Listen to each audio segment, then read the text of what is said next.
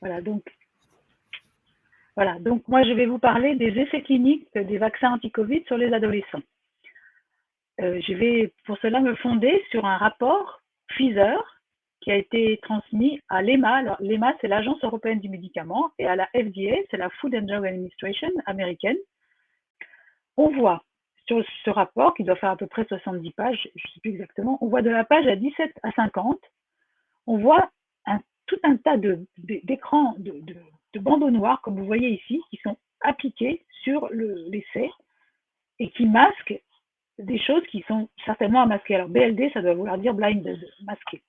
Alors ça, il y a des gens qui m'ont dit, mais enfin, c'est comme ça sur tous les rapports d'essais cliniques. Eh bien non, non, j'ai jamais vu ça. J'ai discuté avec plusieurs spécialistes d'essais cliniques en pharmacologie, enfin, qui travaillent avec l'industrie pharmaceutique. Non, ça n'existe pas.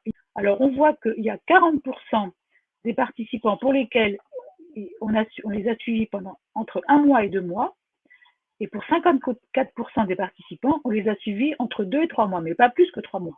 Donc, ce qui est vraiment très peu pour des adolescents à qui on va injecter ce vaccin et qui vont subir toute leur vie les conséquences du vaccin. Quels sont les effets qui sont considérés comme graves par le fabricant? Alors là, je vais vous parler des 1131 qui ont eu au moins une dose, parce qu'il y a déjà des effets graves à la première dose. Alors sur ce petit nombre de participants, donc c'est microscopique par rapport aux millions, même milliards d'adolescents à qui on veut injecter ces vaccins, on a déjà une névralgie, une paresthésie, 7 lymphadénopathies, c'est-à-dire gonflement des ganglions, qui sont considérés comme reliés au vaccin par le fabricant. Donc c'est un effet indésirable grave relié au vaccin, 7 déjà sur 1131. Une péritonite, appendicite. Il y a eu beaucoup de péritonite, appendicite déjà chez les adultes par rapport au groupe placebo, donc il y a certainement quelque chose, un lien.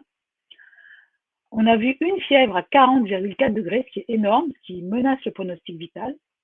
Une réaction anaphylactique, donc aussi, ça c'est le choc anaphylactique, c'est très grave, ça peut mettre en danger la personne. Une dépression. Alors la dépression, elle est bizarrement pas du tout reliée au vaccin, parce que le fabricant nous dit c'est impossible qu'elle soit liée au vaccin parce qu'elle est due juste à l'hospitalisation qui a suivi le vaccin. Mais il ne nous dit pas pourquoi l'adolescent a été hospitalisé après son vaccin. Donc ça, c'était pour les effets indésirables. Donc déjà, la sécurité du vaccin, elle n'est pas assurée. Sur le petit nombre de participants, on a déjà des choses très, très, très inquiétantes. Maintenant, nous allons nous attaquer à l'efficacité de ce vaccin. Et c'est là qu'il y a des choses très, très bizarres. Alors, il va falloir un peu d'attention parce que moi-même, j'ai passé des heures là-dessus. J'en ai discuté avec 3 ou 4 experts en essais cliniques et on est à peu près tombé d'accord, mais on a du mal à comprendre. Donc, ce fameux tableau numéro 5 sur le rapport de la FDA, qui d'ailleurs n'est pas sur le rapport de l'EMA. C'est pour ça que j'ai dit j'ai posé la question, est-ce que l'EMA et la FDA ont les mêmes données? Parce que vraiment, ils ne donnent pas les mêmes chiffres. Voilà. Donc, le vaccin, alors j'ai appelé ça effet protecteur du vaccin, c'est pas vraiment l'efficacité, mais on passe de 1,95% dans la période cruciale de taux d'attaque à 0%. Donc, on a une espèce d'effet protecteur de 1,95%. Pour le placebo, on a 1,64% après les 7 jours et on avait 3,91, vous vous souvenez. Donc, on a un effet protecteur du placebo qui est de 2,31%. Donc, le placebo, c'est de l'eau salée.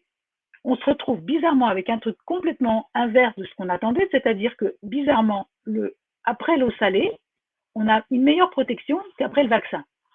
Bon, tout ça, c'est complètement incohérent. Ça tient pas debout, quoi. On peut pas, je comprends pas comment on peut publier ça, quoi. Donc, en conclusion, je vous redis ce que je vous ai dit au début. L'efficacité et la sécurité du vaccin Pfizer ne sont pas établies clairement selon les essais cliniques publiés à ce jour. Étant donné la bénignité de la Covid chez les adolescents, le rapport bénéfice-risque semble très défavorable au vaccin, sachant qu'il n'empêche pas non plus la transmission et ne peut donc être considéré comme altruiste.